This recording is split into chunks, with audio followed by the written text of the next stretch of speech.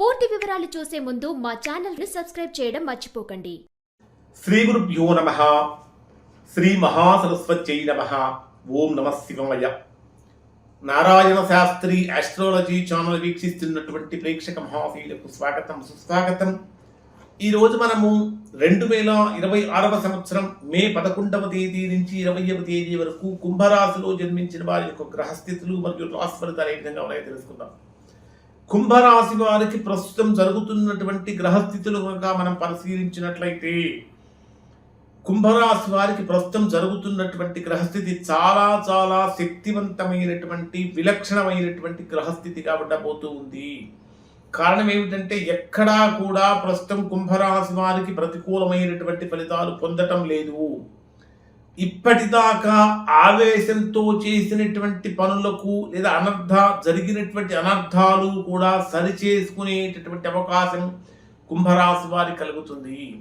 ప్రధానంగా మీ రాశ్యాధిపతి అయినటువంటి శని రాశికి 2వ స్థానంలో ధనస్థానంలో సంచరించేటటువంటి సమయంలో వాక్స్థానంలో సంచరించే సమయంలో ఆర్థికంగా బలోపేతం అవ్వటానికి అవకాశం ఏర్పడుతూ ఉన్నది.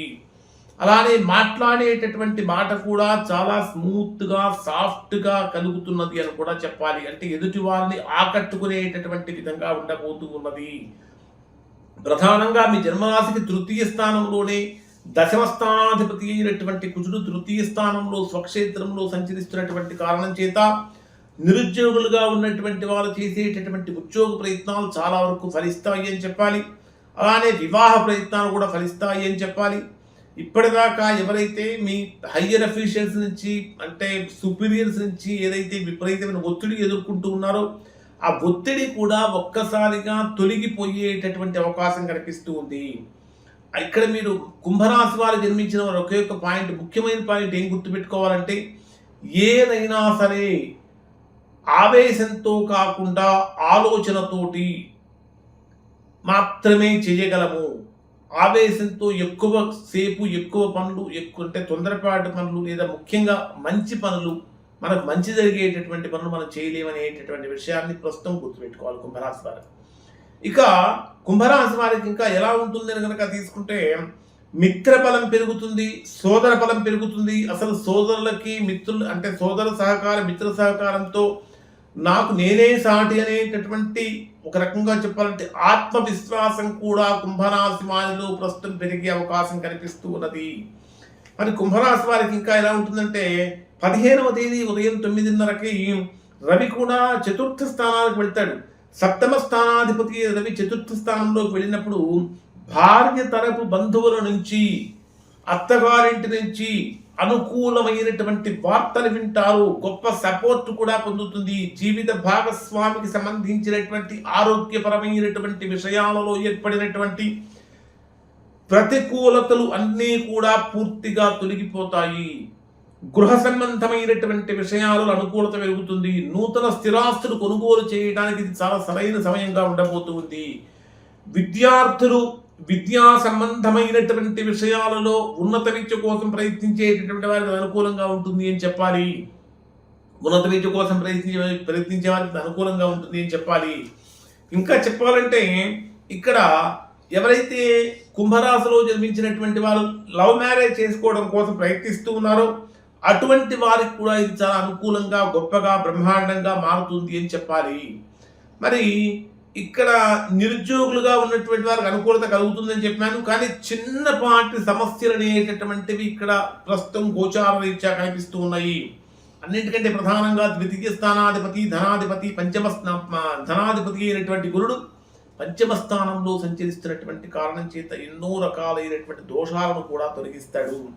మరి డే వైజ్గా పరిశీలిస్తే కుంభరాశి వారికి ఏ విధంగా ఉంటుందని చూసుకుంటే ఇక్కడ 11వ తేదీ ఉదయం నుంచి 12వ తేదీ రాత్రి 7:06 వరకు ఉండేటటువంటి సమయంలో ఇది మీకు ఏ విధంగా ఉంటుందంటే ఎక్కడో ఏదో తెలియనటువంటి ఆత్మవిశ్వాసం మీ ముఖంలో స్పష్టంగా కనిపిస్తూ ఉంటుంది.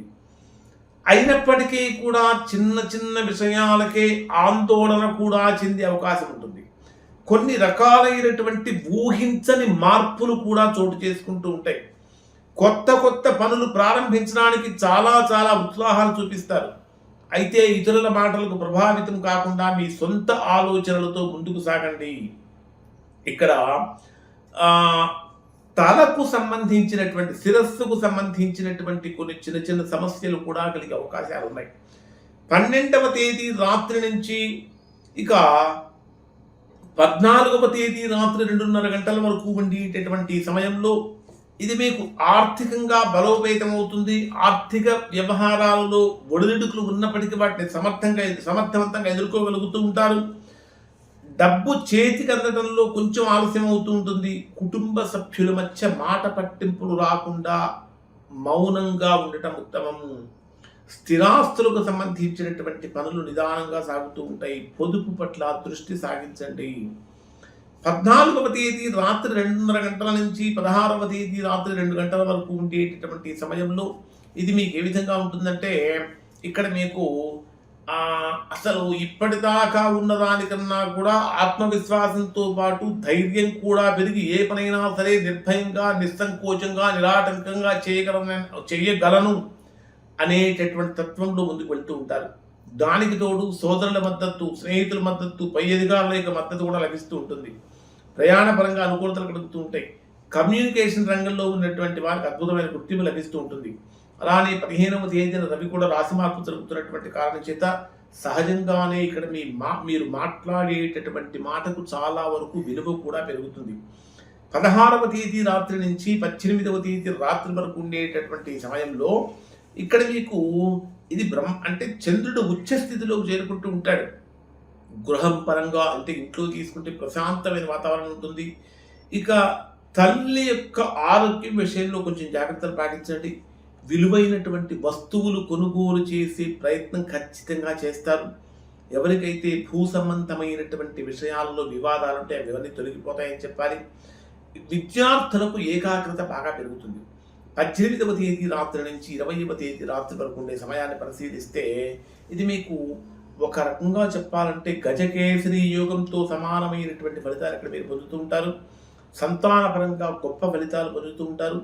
ఊహించినటువంటి విధంగా ఆకస్మికమైన ధనలాభం కూడా కలుగుతూ ఉంటుంది. చేసేటటువంటి ప్రతి పని కూడా ఆచరణలో విజయం సాధిస్తూ ఉంటారని చెప్పాలి. ఆధ్యాత్మికపరమైన చింతన కూడా పెరుగుతూ ఉంటుంది. కొన్ని ముఖ్యమైన పరిహారాలు ఏమిటంటే, ఖచ్చితంగా కుంభరాశిలో జన్మించినటువంటి వారు దుర్గా కవచం పారాయణం చేయటం చాలా మంచిది. అలానే శనిగ్రహ శాంతి కోసము శనివారం రోజు శివాలయంలో నల్ల నువ్వులతో అభిషేకం చేయటం వల్ల, నువ్వుల నూనెతో దీపం వెలిగించడం వల్ల మంచి ఫలితాలు పొందుతూ ఉంటారు. ఖచ్చితంగా ప్రతిరోజు ఓం రాహవే నమః అనేటటువంటి మంత్రపారాయణం చేయటం చాలా మంచిది. ఇక బుధవారం రోజున వినాయకుడికి గరికతో గనక పూజ చేసుకున్నట్లయితే తద్వారా మంచి ఫలితాలు పొందుతారు. ఇప్పుడు చెప్పినటువంటి ఫలితాలు దాదాపుగా కుంభరాశిలో ఉన్న అందరికీ వర్తిస్తాయి.